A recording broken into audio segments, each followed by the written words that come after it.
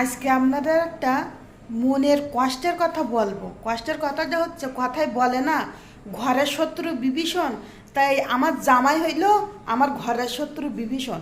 এই কথাটা বলার কারণ হচ্ছে, আমরা বাড়ি গেছি, মা মেয়ে এক জায়গায় থাকলে কিন্তু একটু ঠোকাঠুকি লাগে।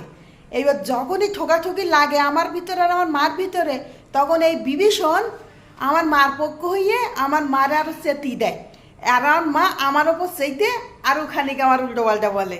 তা ঘটনাটাও বলো। তা এখন কথায় বলে না ঘরের শত্রু বিভীষণ, তো এই হইল আমার ঘরের শত্রু। এর মতো দুঃখ কি আর আছে আপনারা একটু বলেন?